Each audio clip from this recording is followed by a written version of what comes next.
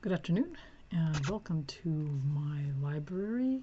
Today is the mega holiday. I have not actually gone to bookstores and had any purchases of any kind after the book fair since February. So I made up for lost time today. I went to Moe's and I went to Dark Carnival, and I pretty much made them both very happy today. So this is my first book haul on on YouTube or booktube, whatever. And so I'm gonna have a little bit of fun here. Hopefully I'll actually get through it before my time runs out. So I better get to it. Okay, starting with one of my favorite for kids, not for kids, young adult, whatever. Garth Nix. So I pretty much have everything he wrote, and I found another series there, which I obtained today. This is the Seventh Tower, and the first one, I think I have the volume 1, which is in volumes 1 through 3, but I don't have the other two, so why not? I have volumes 1 through 6. This is a pretty easy reading, but very fun, and something to do when you are at loose ends and can't think of anything else to read. Garth Nix. This was a fun one. So I will have plenty of reading there. And if I ever get tired of them, I've got plenty of kids on my list that would love them. Okay, Garth Nix. And that was a very good day today. I had a lot of fun with that. I got two delightful works with by Garth Nix and Sean Williams. Let Sleeping Dragons Lie and Have Sword Will Travel. Well, you know, those are both great titles, so I don't care what they're like. It's got Garth Nix in it. Oops, there you go. It's got Garth Nix in it. It can't be bad. So these are two more fun when I get back to the Scotch again, or maybe even just late night reading when nothing else moves my brain. So these are two fun, young adult, but also for the young at heart. So Garth Nix. I also found a new writer. I think I had seen her before, and it just hadn't registered. Theodora Goss. And whenever I go to a store and I see something new that I've not seen before, I just look at the whole thing. It looks good. Love the cover. Love the title. We've got The Sinister Mystery of the Mesmerizing Girl. That's a good one. Then we've got The Strange Case of the Alchemist's Daughter. Let's see if I can do this without obscuring the whole thing. Theodore Goss. So The Strange Case of the Alchemist's Daughter. And the last one is very fat. Whoa, check that out. It's not thin. This one is The European Travel for the Monstrous Gentlewoman. Maybe that's me. I don't know. Anyway, these look like fun, and I love the cover. So sometimes, yeah, I buy a book because it's got a nice cover. Sometimes I'll buy another copy of one that I already have because the cover is way, way nicer. In this case, there we go. Nice cover, fun books, should be good. And one little curiosity, also by Theodore Goss, and there you go. This is me, completist at work. Can't really help myself. The Thorn and the Blossom. It's a wee tiny little thing. Two-sided love story. Well, I guess I'll find out what it's about. It's got a little box in there, so it is all very fancified and everything. We'll see. It should be entertaining. We'll see. Anything that I've found today that is entertaining, believe me, you'll be the first to hear about it. Anyway, there we go. Theodore Goss, new author for me. All right. Then there's a few that you're gonna recognize this guy here. Okay, here goes Harlan Ellison. So I forget which one. Oh, I Have No Mouth and I Must Scream. I read last year, which was crazy. Also, he did it. Also, it was Procruste's Bed, which was a series of essays about more about the book business, because it's not really it's not fantasy or fiction or anything like that. It's just talking about the trade. Anyway, these ones are The Spider's Kiss and a reprint of. So the reprint of Spider's Kiss. It may be a print on demand, but I don't know. Actually, it's kind of interesting. I saw it, meant to get it sometime, never did. There is also Stalking the Nightmare. Not always terribly fond of Harlan Ellison, but he's a pretty bitter, biting writer, but very good. So we'll see. Maybe I'll like it this time. Who knows? Then we've got Harlan Ellison, and then I have one of his compilations, and he's got the famous ones, Dangerous Visions. Right. Well, we all know the story of that. But anyway, here's Partners in Wonder. It's a collection from kind of early on. This is pre-ISBN. And I think this one was published in 1972. And it's got some of my favorite people in it. It's got, well, himself, and it's got Van Vogt, Sturgeon, Zelazny, Boudries, and Sheckley. What's not to like? Well, to find out. Short stories, that's always something can keep me amused and fall asleep. So, so there's that one there. I also got I found another one by Barbara Hambly that I actually don't have. Well, astonishing, because I think Barbara Hambly is great. Fantasy writer, but she's done some really funny ones. I think my favorite was her almost spoof called Bride of the Rat God. That was great. Anyway, she's a pretty good writer. She's obviously writing for a living, because sometimes it feels like she's the editor said, write some more of that, Barbara, and she said, fine, whatever, and she did. But on the whole, she's a really, really very, very competent writer, and I like a lot. So I was glad to find this one.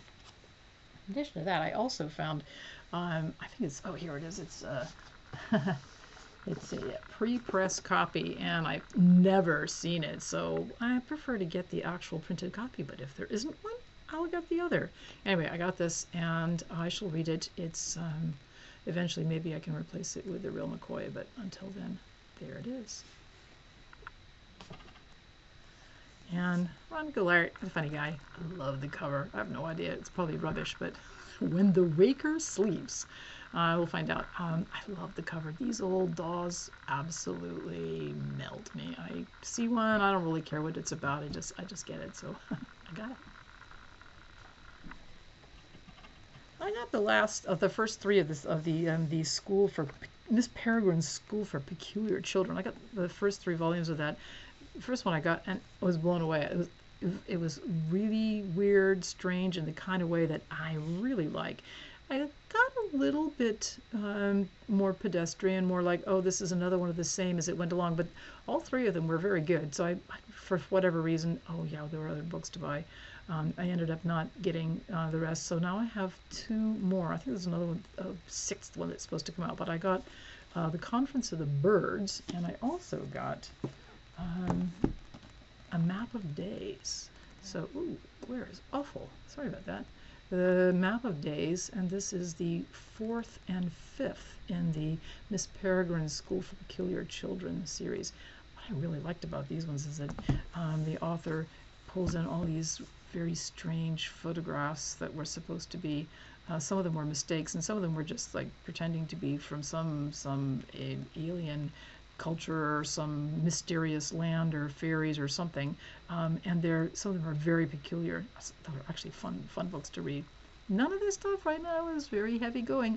I saved that for last. Just you wait. This is still the Dark Carnival haul. It was pretty massive. All right. So then, also still from Dark Carnival, I've never read any Moonland stories, so this is probably like right in the middle, and I'm probably stepping into the middle of it. But Toe Jensen has serious followers, and I thought that would be fun. I like light reading. I'll gobble up like 5 or 6 of these probably this evening before anything else happens. But hey, it's Mother's Day. I'm a mother. It's my day. Like, why not? Spend all my money, read all my books. I hope you're having as much fun as I am. Anyway, comment Moominland, because this is my first Tove Jansson. Got a new Shauna Maguire. We like Shauna Maguire for various different reasons, but she does like massive series. I think I have 2 or 3 series of her. Every time I see one, I get it. As long as it's a paperback. Can't really get the hardback anymore. For one thing, I don't have enough space here, but for another, she writes an awful lot of. Anyway, this is from the I forget which one. Oh, this is from the Encrypted series. She's got the Encrypted. She's got a urban fantasy, which is elves and half elves. But this is the Encrypted. I enjoyed this one. Anyway, Spelunking Through Hell. Great name too. She's done tons of books. I actually was getting for a while her small press looking ones, which were short and really different, and I enjoyed those. And then something else happened. There's so many books, so little time. There you go. Do what I can to support the trade.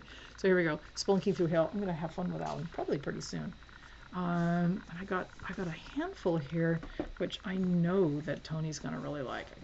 I probably will also read this one first. This is Adrian Tchaikovsky, who ranges from more of the big fat, wow, you don't have anything else to do, you might as well read this book kind of fiction, to some really nice ones. Made Things is probably my favorite, but Hyena and the Hawk and the premise looks great, and I like how he writes. So this will be fun. This will be fun for both of us. I hope. We'll see. Anyway, Adrian Tchaikovsky. We've got a lot of his. Adrian Tchaikovsky.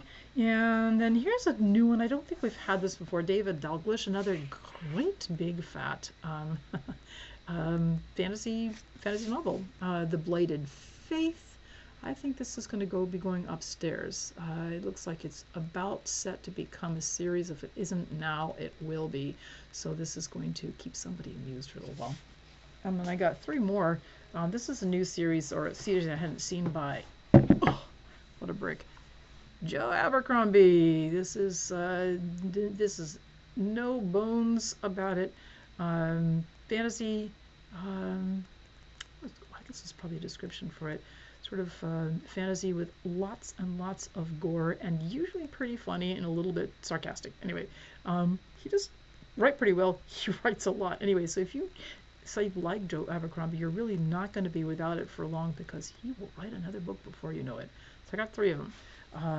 Before They Are Hanged. These are all in the same series. Before They Are Hanged, The Blade Itself, oops, and Last Argument of Kings. One of these days, the trouble is there's so many books to read. One of these days I keep saying, oh, look at all those really fun looking books that I haven't read yet that are sitting on the shelf. Maybe I'll get to them. Maybe I won't. I'm getting pretty close to 11,000 volumes, and we all know what that means. It means more bookmarks. All right, Joe Abercrombie should be fun. Oh, all right, and I had one more which really intrigued me. I've not seen this before. I actually get I got some fun ones that turn up at Dark Carnival. I actually got a few here which were from Dark Carnival, but looked like they could very well have come from any bookstore. They were ones which I, for some reason, hadn't gotten. I think there's going to be 3 Aldous Huxleys coming up, the Murakami, and Michael Ende that I didn't have, and this one here. So this is called Oh, Master Caliban. I never heard of Phyllis Gottlieb, and I never heard of Oh, Master Caliban, and it looks very cool.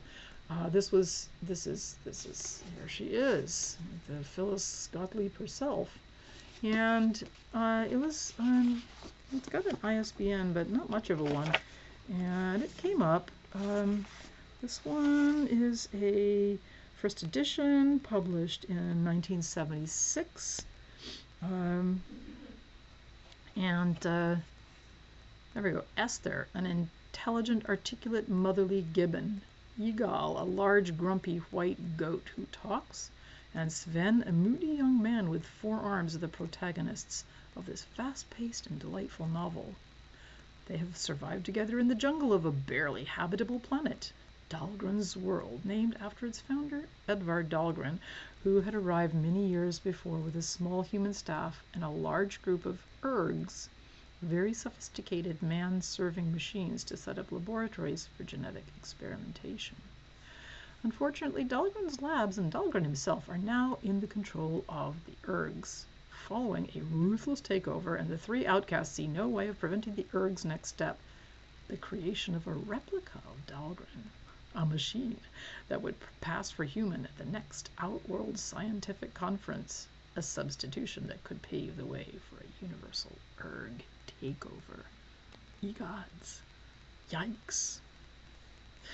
But a possible, though risky, solution appears when a small passenger rocket bearing 5 young runaways crash lands near the jungle hideout. One of the newcomers, a spoiled and sniveling 10-year-old boy named Shervanian, is telepathic with machines. This gift gives an instant knowledge of the erg's movements and intentions, and so the small and disparate band set out to attack the ergs in their stronghold. Well, there you go. I have no idea. Oh, Master Caliban. I've actually read 2 or 3 books on the theme of the monster who lived on the island, and the semi-intruders, which, well, there's you, Prospero, and Ariel, who was kind of there. And there's been a number of other authors who've really taken that theme and run with it, not the least of whom was Gene Wolfe, but we'll see. Oh, Master Caliban, should be fun. And if not, that wasn't very expensive. So there you go. That was my science fiction haul. So then I got a few more from Dark Carnival that are not science fiction, but definitely fill a hole in my library. Aldous Huxley, had him for a while. Wish I could find these in hardback. Maybe I will someday, and then I'll replace these fairly nice looking paperbacks. After the Fireworks, and this is a very pretty cover. The premise is that these are 3 lost classic pieces of short fiction by Aldous Huxley. We shall find out. I have never read anything by Huxley that I disliked, but this looked interesting and I don't have it, so there you go, now I do. So that is After the Fireworks. After the Fireworks by Aldous Huxley, 3 other heretofore not published, or at that time not published, novellas, short novels. This one I've read. For some reason it's no longer in my library, but it is now, and that is The Doors of Perception. Aldous Huxley, yes, this is a famous, infamous one, and I had read it. I thought I used to have it in a really nice older hardback, but I don't anymore, so I have it because I was just reading about this the other day and I want to read it again. So I have a nice paperback, it's not too bad. I also got Ape and Essence by Huxley because for some reason I don't actually think I've ever read this one. So now I will. I have it when I get to it. The Forest of Bookmarks is calling. Ape and Essence by Aldous Huxley, also a reasonably good paperback. So then 2 more. One is, I must have missed it. I always get Murakami when he appears, but I did not see that. Yeah, well, I usually get him in hardback when it appears, but I didn't see it, and so I will get this one. This is Haruki Murakami, first person singular, stories. I like everything Murakami wrote, and I think I have everything Murakami wrote, including his nonfiction. He's a really fine writer. I believe he's a national treasure in Japan, as well he should be. He's a really very fine writer.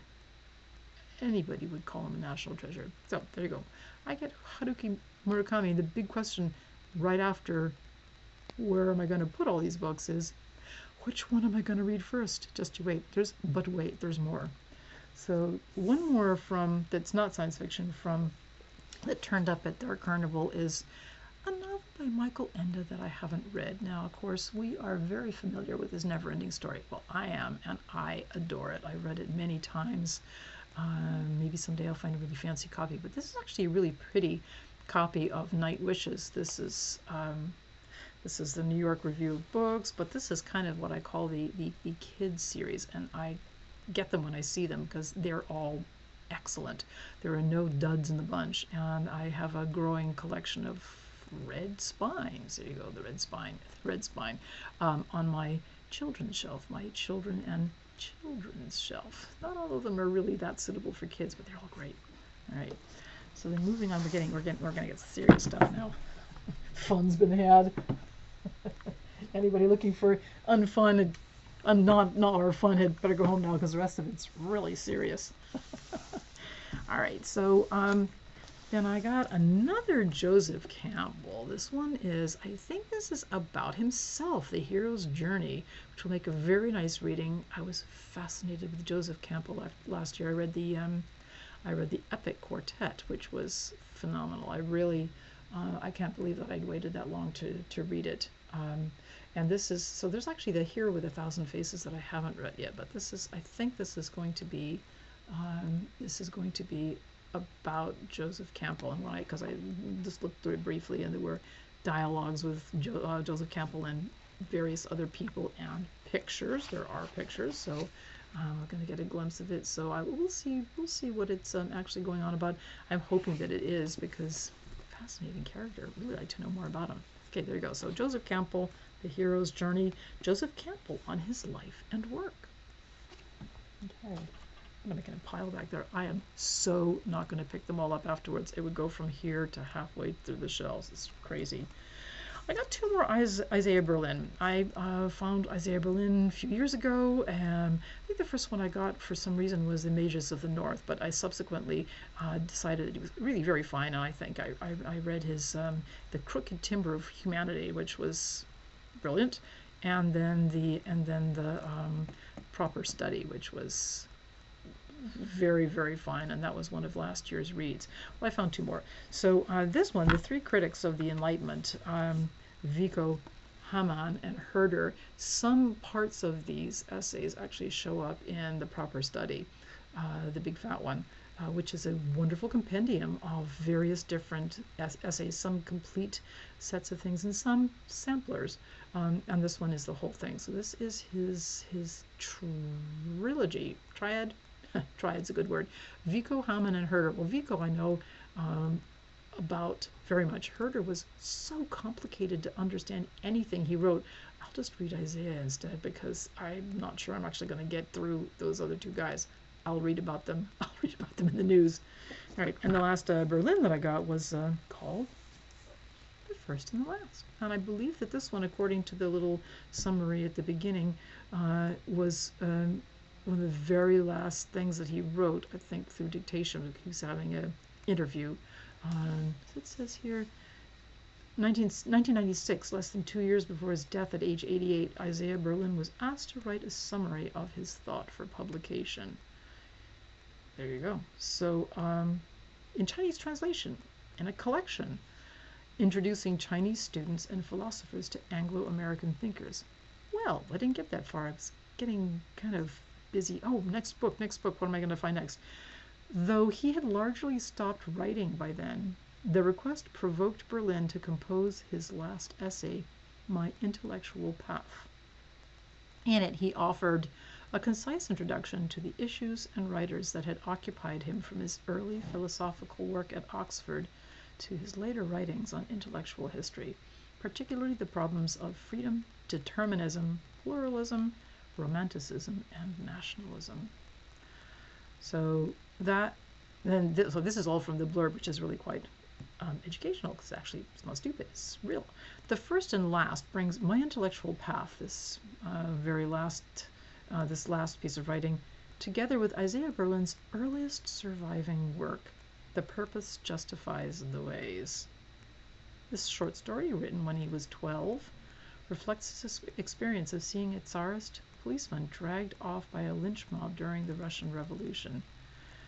The incident lay at the root of his conviction that, as he concluded in My Intellectual Path, the idea of a perfect society was an enormous intellectual fallacy and could not justify the monstrous cruelties, all the brutalities, sacrifices, brainwashing, all those revolutions visited on our century by those seeking to create one.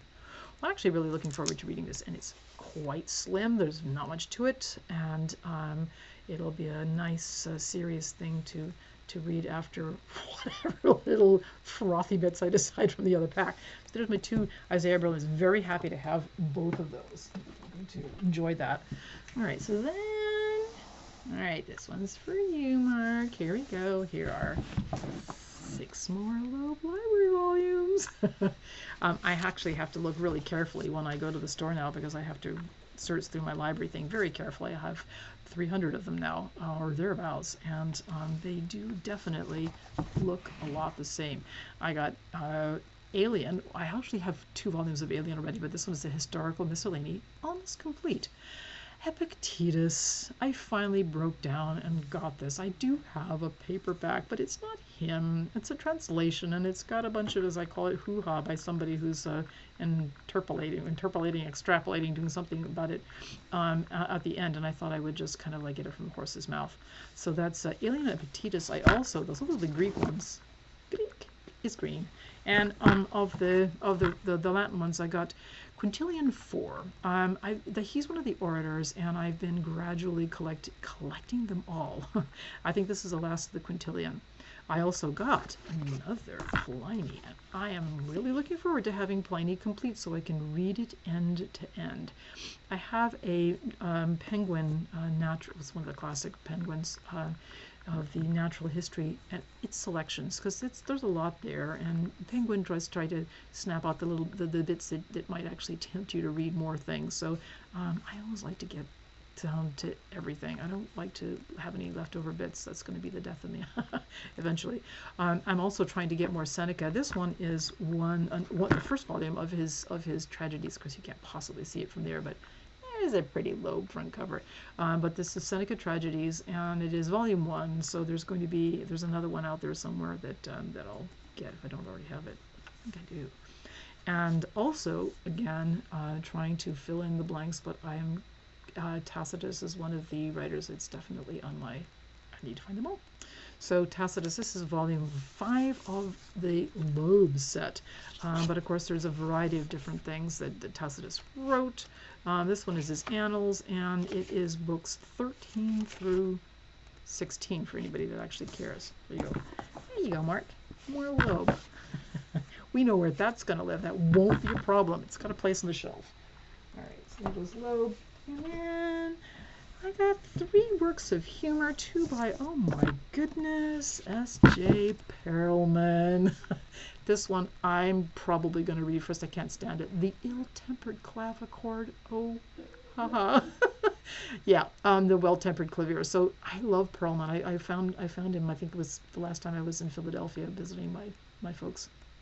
My brother back there, and wherever it was that I found that. And then when I went to the Strand afterwards, I realized I really actually needed more. So I'm starting a little Perelman collection whenever they come up. And the other one I think I saw on Instagram, and here it is, Westward Ha! So yeah, with drawings by Hirschfeld, what's not to like? This is going to be great. This will also fly by. So Perelman, if you haven't met Perelman yet, he is not PC, but he is really, really, really funny. And if you're kind of an oldster like me, you're going to get a few belly laughs. He pretty much takes a piss out of everybody. It's great stuff. So that's why Ill-Tempered Clavichord and Westward Ha. I also found one. Moe's has what they call the humor shelf, and most of it is stuff that I'm absolutely not interested in. And then I just like look around. Oh, look, there's a little section of, oh yes, I think I might actually need those. So I found something. I don't even know who this guy is, but Robert Benchley, After 1903 What? And I think this is it's humor, and I'm not quite sure what's going to go on it, but there's some great cartoons in it, and I guess I'll find out when I get through it. It'll probably be sooner rather than later. So After 1903 What? Some kind of humor thing by some dude named Robert Benchley. All right, looking forward to that. And yeah, I know where this one's going to go. This one's going to go in Books on Books in this little section down underneath Loeb. This is a edition of the Colophon. Never saw one before. Where has it been? This is great. Winter 1936. And it's like the Bookman. It's like the wonderful giant run of magazines from UK for books about books on books, articles on books by booksellers and book collectors and probably book dealers as well, about the trade. So I am looking forward to this. It's a really fun kind of little old number here, and it's got little tidbits in it. I'm not going to open this too hard because the paper wasn't very nice, and it's another one of those kind of crumbly page things that I want to be real careful not to be the one that crushes it. $1.80 a copy. Well, it was a titch more than that at Moe's. There you go. Oh, this pile's getting huge. All right, and this is going to replace a not so nice copy that I have of Aubrey's Brief Lies. This is a really nice Folio Society edition, and Moe's always has them. They're always after the fact. It's actually really hardly touched. It's still got the card and everything. And I like this one because this particular one has all of the beautiful little thumbnail images of the life in question.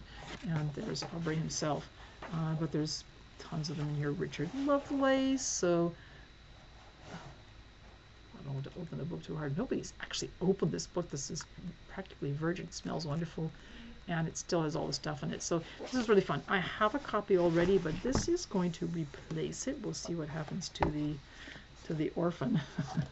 It's very hard for me to give up books. Actually, I have a bag of books that I said, these are going to go, these are going to go, and that bag is still sitting under my piano, hasn't gone yet. There you go, Felicity. Felicity. All right, so here's the last one. This is my really serious pile.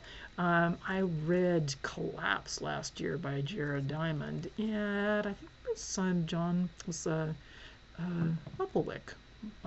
What a delightful site. It's a delightful page on Instagram. I think it's John. I've already forgotten his last name. Sorry. Brain dead here. Anyway, it was a serious recommendation. I had, of course, read Guns, Germs, and Steel, but I decided, I saw these there. Well, you know what? I'm just going to go ahead and get them. This is the World Until Yesterday and Upheaval, and both of them look very interesting. And since I'm kind of on this weird world history kick right now, I actually got a fair number of history books. We're going to be seeing those in just a second. So these are both Jared Diamond's. I don't have either of them, haven't read either of them, haven't heard of either of them, but it's going to be pretty interesting. Here's one to feed my fiber love. This one's called Cotton. Cotton, the biography of a revolutionary fiber. Don't know the guy, but the cover is fine, price was right, and the making of fabric, the growing of what's needed to make fabric, or the culling of what's needed to make fabric, is a fascinating story. Not always a very comfortable or happy or beautiful one, but very interesting. The things we need and what we'll do to get them. Anyway, this will follow close on the heels of a really interesting one that I just finished about textiles. I think it was one of the Mark Kurlansky ones. It was also very interesting. So we'll see. This looks really good. I read last year also one of the it was the Book of the City of Ladies. This was the first Christine de Pizan, and this is selected writing. So this is going to be sort of a taster, which I don't mind because I've been looking for a couple of things that hers that I hadn't read. Very much enjoyed the one I did, so I'll be happy to read this until the whole pieces come along. Christine de Pizan, reading from the back of the cover here, is Europe's first professional woman writer, 1364 to 1431. Now there's a thing. So she writes about ostensibly the duties of women and how women should behave and what would be good behavior, but kind of underneath that she's saying, ladies, stick up for yourselves because nobody else is going to do that. Anyway, I'm looking forward to reading this selected writings of Christine de Pizan, and it may show up on an Instagram thing or what have you later on. I better quit pretty soon because we've got to 30 minutes already. This is crazy. Okay, so this is the piece de resistance. The Waning of the Middle Ages. I finally found my hardcover copy, the nice hardcover I was looking for. It was going to the library. I've read it before. It's going in there again. I got two Simon Schama's. There we go. The Face of Britain, and Rough Crossings. This is going to be serious history stuff here. I am running out of time, so I'm not going to talk anymore about them, but Simon Schama is a brilliant writer, and he is my man for history, one of my men for history, tons of them. Waiting for some women on history. Aside from Barbara Tuchman, who's also brilliant. And last but not least, yes, I saw this. I saw this on Jason Harrigan's site. Of course I did. The Gilded Page, all the way from Boston to Ireland, and now I found one at Moe's, and now I have it. And thank you very much for watching. I think this has gone on for way too long, so I'm going to stop this, and I hope you are having a wonderful weekend. I certainly have, and it's gotten off to a great start. So thank you for watching, and till next time. Bye-bye.